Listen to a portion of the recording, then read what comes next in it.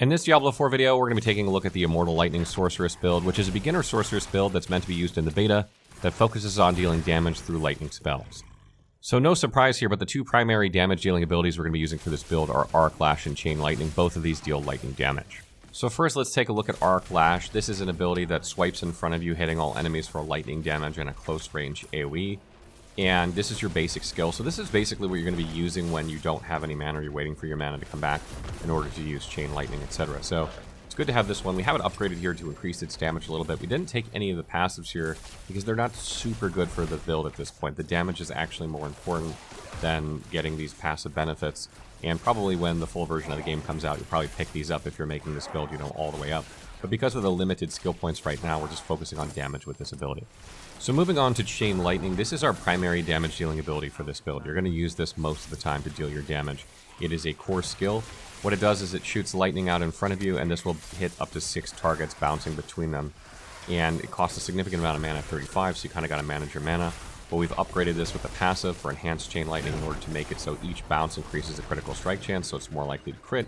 And then when you combine that with the Destructive Chain Lightning option, you make it so that when it critically strikes, you have a 25% chance to form Crackling Energy, which deals lightning damage periodically. So this kind of snowballs into more damage when you critically strike, which is great. So now that we got our primary damage dealing abilities out of the way, let's talk about our utility abilities. First is Teleport. This allows you to become unstoppable and then surge forward to a location in front of you, and you'll deal damage when you arrive there. So this is really good for teleporting into the middle of enemies, and it does a little bit of damage, and it gets you positioned perfectly to then drop your Frost Nova afterward. And if you take the first upgrade of this Enhanced Teleport, it's going to reduce the cooldown by 0.5 seconds per enemy hit, up to 3 seconds. So this will make it so that you can use this much more frequently, which is why we have it.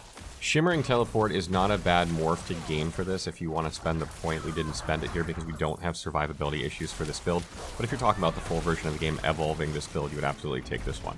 So that brings us to Frost Nova, which is our AoE CC. What this does is it freezes all enemies around you for 2 seconds, making them immobile and not able to attack you, so that this protects you. So the strategy is you teleport in, get in the middle of enemies, then you drop Frost Nova to freeze them all, which protects you from damage, and allows you to attack with Arc Lash and Chain Lightning at will, basically, for a couple seconds without taking any damage. So we've taken a couple passives for this. We've got Enhanced Frost Nova, which reduces the cooldown by 2 seconds, up to 6 seconds per cast. If you kill enemies that are affected by this happens all the time. That allows us to use Frost Nova much more often. That goes down from 15 seconds to 9 seconds, so that's great. And then we have Mythical Frost Nova, and what this does is it makes enemies vulnerable when they're frozen, and vulnerable enemies take increased damage. So you freeze them, they're vulnerable, then you hit with Chain Lightning, they all get wiped out, and then you get that refunded time back from the Enhanced Frost Nova. It works really, really well in combo. And also note that Mythical Frost Nova increases the vulnerability time on bosses to 8 seconds from 4 because you cannot CC bosses. So it's still good to use against bosses because you can put that vulnerable status effect on them, allowing you to deal more damage to them for 8 seconds. And this brings us to our defensive ability in Ice Armor. This helps protect you, gives a lot of survivability to this build, puts a barrier around you for 30% of your base life, and it also takes some of the damage that you deal, 10% to be exact, and contributes it to that barrier. So you want to try and keep this barrier active as long as possible, because as it stays active, you're going to keep funneling and fueling it with more damage. So if that barrier expires, then that will cease to happen. So you want to keep it going if you can. Another great thing about this skill as well is that when you have the enhanced version of this, you take the first passive, your mana regeneration is increased by 25% while you have the barrier up. You need mana for a sorceress build, and this helps facilitate mana, which allows you to cast more Chain Lightnings, which then facilitates your barrier more, and it all snowballs into one giant engine that just keeps churning. But it gets even better than that. When you take the Mythical Ice Armor passive after this, it'll also make it so when you deal damage to vulnerable enemies, you gain even more barrier than you do from attacking regular enemies. So this works in a really good combo. So it works something like this. You cast Ice Armor, you teleport into enemies, you drop Frost Nova, which freezes them, makes them all vulnerable, you use Chain Lightning, wipe them all out, you add even more to your barrier, which then replenishes your mana generation much faster, which then allows you to use Chain Lightning again, and then when Frost Nova is off cooldown and teleports off cooldown, you just keep repeating this process over and over. And this brings us to our last active skill, which is actually an ultimate skill, has a very long cooldown at about 70 seconds. But what this does is for 10 seconds, whenever you cast a shock skill, a random core, conjuration, or mastery shock skill will also be cast.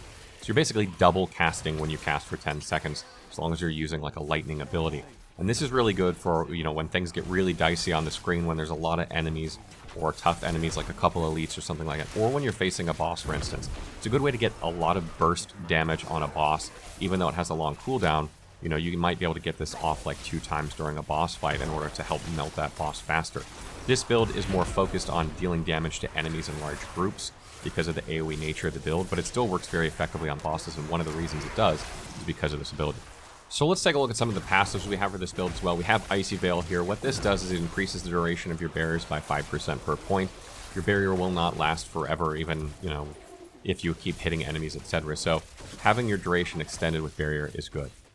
Coursing Currents is really good for this build because it makes it so that when you hit enemies with shock skills, you increase your critical strike chance by 1%, which resets upon critical striking. So your critical strike chance is going to build up as you use this, and then eventually you'll crit and it'll go back down. But this is great for getting those critical hits, particularly with Chain Lightning. That will help get you some crackling energy that will help damage enemies even more. And then we come to the Glass Cannon passive, which increases our damage done by 6% per point, but also increases the damage we take by 3% per point spent. But we're not really worried about taking damage with this build. We have Frost Nova, which CCs enemies and prevents them from attacking us. And we have Ice Armor, which gives us a huge barrier that protects us. So getting that increased damage actually helps us kill enemies faster, which then generally prevents us from taking damage anyway. Because you want to kill those frozen enemies before they become unfrozen. So the strategy is kill them quickly, and then you don't have to worry about taking damage from them. So that wraps up our Immortal Lightning Sorceress build. I hope you guys are enjoying these videos. These are obviously meant for beta. We'll evolve them and go more in depth with these builds at the full launch of the game, including better equipment and things like that, other recommendations. But this is just a general direction for these builds to get you going this weekend.